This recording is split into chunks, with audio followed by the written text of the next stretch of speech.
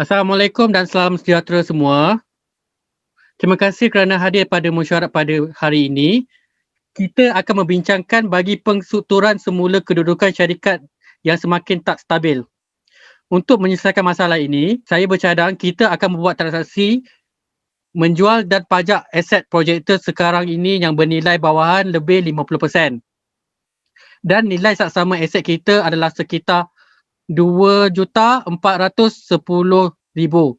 Saya akan lobi kawan saya untuk membeli aset ini pada harga lebih 20%, lebih tinggi daripada harga pasaran. Saya rasa tiada masalah sebab nanti pandai-pandailah saya adjust sewa pajakan untuk cover 20% tu. Dari situ, kita dah boleh rekod laba atas pelupusan aset sebanyak 20% dalam profit and loss kita secepatnya mungkin. Lepas tu pula, once kita dah sewa, kita tak perlu lagi merekod belanja susut nilai. So, sekali lagi kita akan dapat reduce belanja operasi kita. Sewa pajakan ini tak banyak nak dibandingkan dengan belanja susut nilai. Lepas tu pula, bila kita dah jual dan kita dapat cash yang banyak nanti. So, bolehlah kita cover gaji-gaji staff semua. At least untuk masa 6 bulan ni. Saya yakin ekonomi akan stabil balik pada 6 bulan akan datang. Kita juga boleh jelaskan hutang-hutang tertunggak. So, lepas ni, liability syarikat semakin menurun dalam balance sheet kita. Mesti bos-bos pun terkejut dengan syarikat kita ni. Bisnes tak jalan, tapi cash banyak. Tak semakin berkurang, siap ada untung lagi. Yang penting, bos tengok projektor tu tetap ada kat situ. Kita janganlah bagi tahu bos yang kita jual. Alah, lagipun aset ni nampak je macam kita jual. Tapi sebenarnya tak pun kan. Aset ni kita pakai macam biasa. Syarikat kewangan tu pun tak akan ambil tahu apa-apa pasal aset ni. Tak ada sekatan apa-apa. Yang penting, semua dokumen dan kontrak jual beli sah.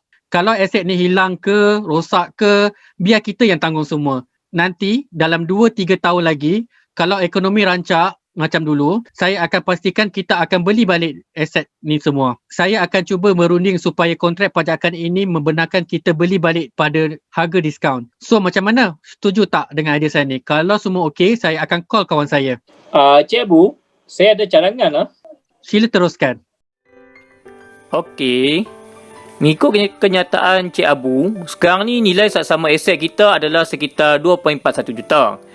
Cik Abu akan lobi kawan Cik Abu untuk membeli aset ini pada harga 20% lebih tinggi dari harga pasaran. Jika nilai aset melebihi RM20,000, syarikat dikehendaki melaksanakan MFRS 16 iaitu pajakan ataupun lease. MFRS 16 mengkehendaki pemajak untuk mengiktiraf aset dan liability untuk semua pajakan dengan jangka masa melebihi 12 bulan. Kecuali aset sasaran rendah nilai. Pemajak diperlukan untuk mengenali hak penggunaan aset, mewakili haknya untuk menggunakan aset pajakan dan liability pajakan bagi menunaikan obligasi untuk pembayaran pajakan. Kedua, pemajak mengukur hak penggunaan aset sama dengan aset bukan kewangan lain seperti harta tanah, loji dan peralatan, dan liability pajakan sama dengan liability kewangan lain. Sebagai akibatnya, pemajak mengiktiraf susut nilai hak penggunaan aset dan faedah atas liability pajakan. Selain itu, pembayaran balik tunai liability pajakan dan faedah dibentangkan dalam penyata aliran tunai. Mengikut MFRS 16, persembahan para 47 hingga 50 perlu sama ada persembahkan di dalam penyata kedudukan kewangan atau didedahkan di dalam nota kepada akaun para 47 iaitu hak menggunakan aset dan liability pajakan. MFRS 16 juga perlu dipersembahkan dalam penyata pendapatan belanja faedah atas liability pajakan secara berasingan daripada belanja susut nilai hak menggunakan aset iaitu para 49. MFRS 16 Persembahan. Dalam penyata alir tunai perlu kelaskan: pertama, pembayaran tunai amount principal liability pajakan sebagai aktiviti pembayaran. Kedua, pembayaran tunai amount faedah atas liability pajakan seperti keperluan MFRS 107.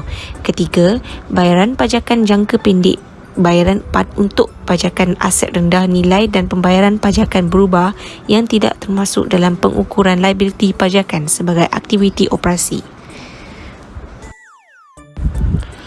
Objektif pendedahan ialah supaya pemajak mendedahkan maklumat di dalam nota kepada akaun bersama-sama dengan maklumat yang disediakan di dalam PKK, PP dan PAT bagi menyediakan asas kepada pengguna penyata kewangan untuk menilai kesan pajakan ke atas kedudukan kewangan, prestasi kewangan dan alir tunai pemberi pajak.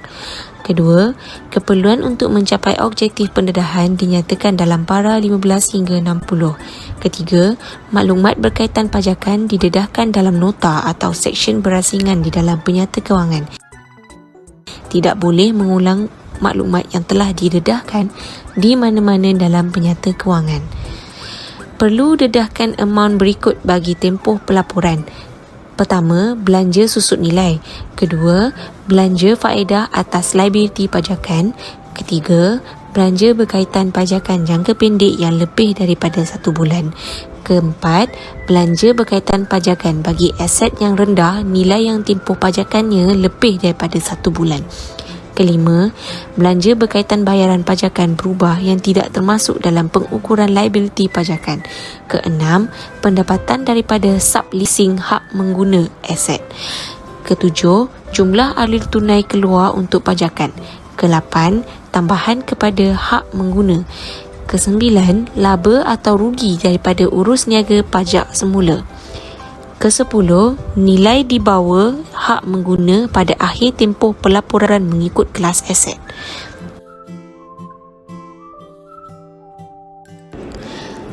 Pendedahan para 53 perlu disediakan dalam bentuk jadual para 54. Jika hak mengguna aset memenuhi definisi pelaburan hartanah, perlu ikut keperluan pendedahan dalam MFRS 140 para 56. Jika hak mengguna aset diukur pada amaun penilaian semula seperti keperluan MFRS 116, perlu dedahkan maklumat mengikut para 77 MFRS 116 para 57. Perlu dedahkan maklumat kuantitatif dan kualitatif tambahan tentang aktiviti pajakan bagi membantu pengguna penyata kewangan untuk menilai A.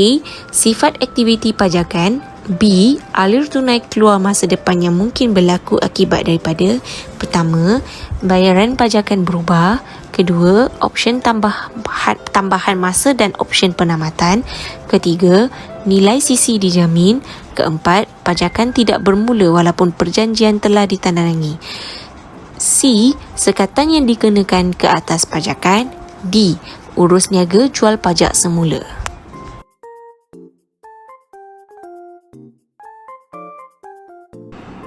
Bagi kenyataan Encik Abu, lepas tu pula, once kita dah sewa, kita tak perlu lagi merekod peranca susut nilai. So, sekali lagi, kita dapat reduce peranca operasi kita. Merujuk MFRS 16 mengkehendaki pemajak mengukur hak penggunaan aset sama dengan aset bukan kewangan lain seperti hartanah, logik dan peralatan, dan liability pajakan sama dengan liability kewangan lain. Sebagai akibatnya, pemajak mengiktiraf susut nilai hak penggunaan aset dan faedah atas liability pajakan.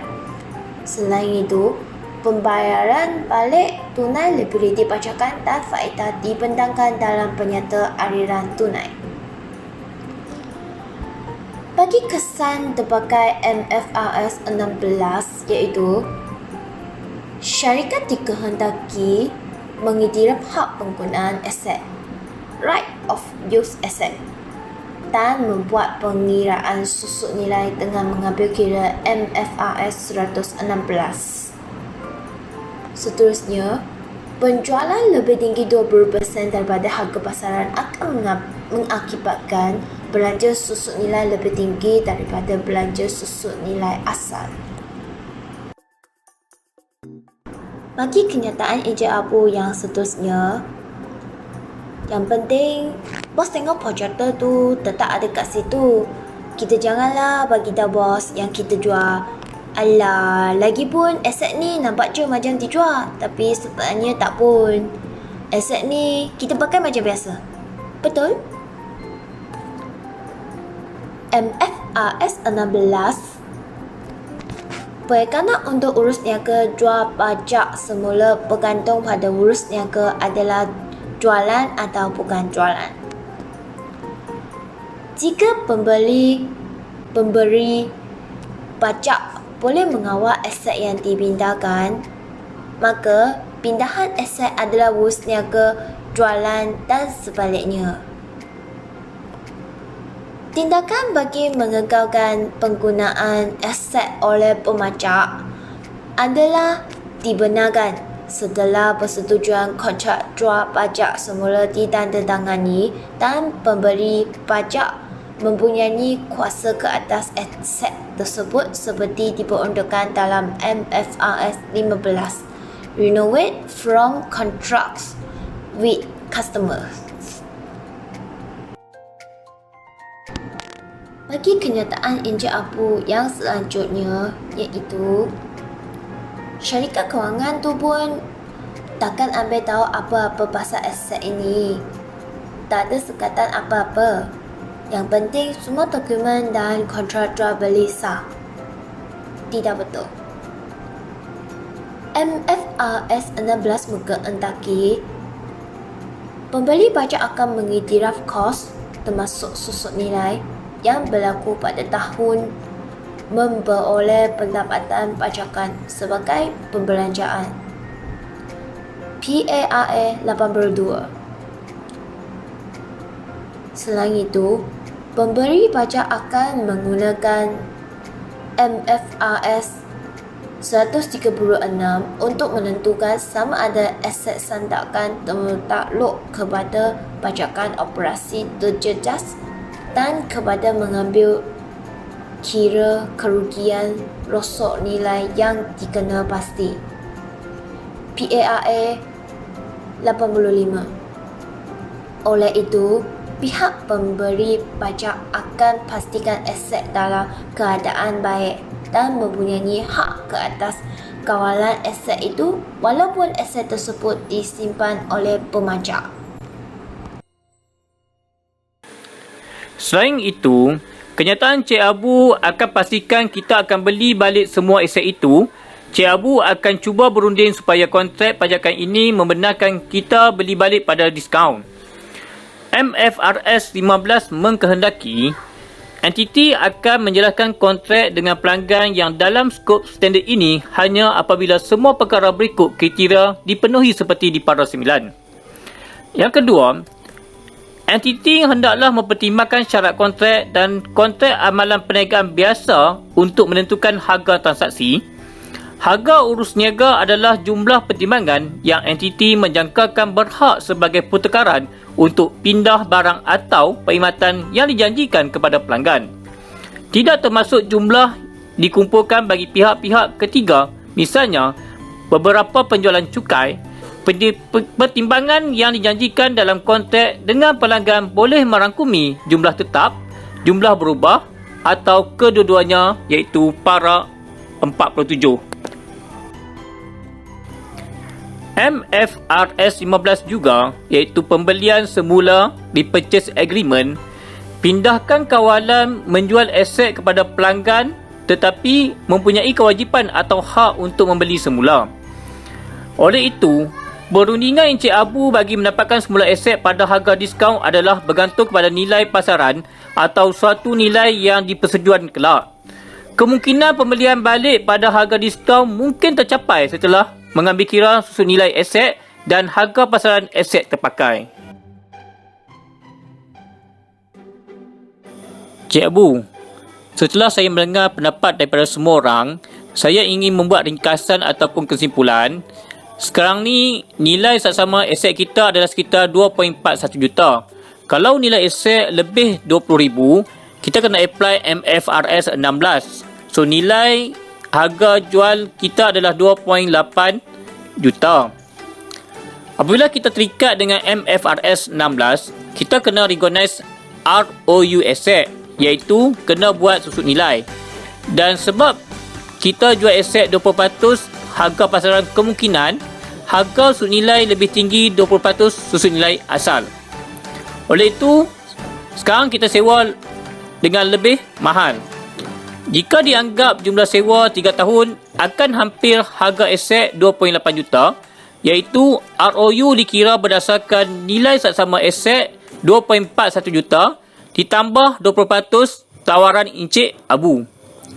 Oleh sebab itu, ROU aset sama dengan jumlah sewa iaitu 3 tahun amortize 3 tahun berdasarkan straight line basis.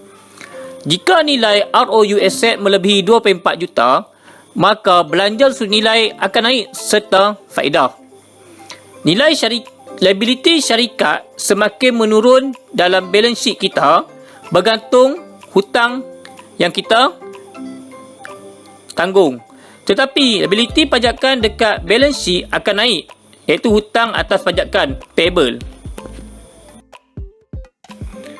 Seterusnya, kesan untuk cash flow dari segi profit and loss dan balance sheet untuk kurang komitmen adalah tidak, kerana di ruangan profit and loss, kesan daripada penjualan aset akan berlaku gain on disposal of asset dan susun nilai lama akan hilang. Manakala susun nilai ROU asset akan wujud dan interest dari ROU akan wujud. Manakala di bahagian balance sheet akan wujudnya ROU asset, susun nilai ROU asset, ROU interest, lease liability, financial liability. Aset 2.4 juta akan keluar dari aset dan akan ditambah 2.8 juta untuk ROU. Liability akan naik lease liability dan financial liability, di mana sebelum ini tidak wujud. Net asset akan turun 80%. Susun nilai akan naik dekat profit and loss. Interest cost akan bertambah juga, tapi pada masa sama gain on disposal of asset 20%. Okey, terima kasih atas cadangan semua dalam menyelesaikan masalah kewangan syarikat ni. Cadangan anda semua akan dibawa ke pihak atasan untuk dipertimbangkan. Terima kasih semua. Okey, terima kasih Encik Abu. Terima kasih, Encik Abu. Terima kasih Encik Abu.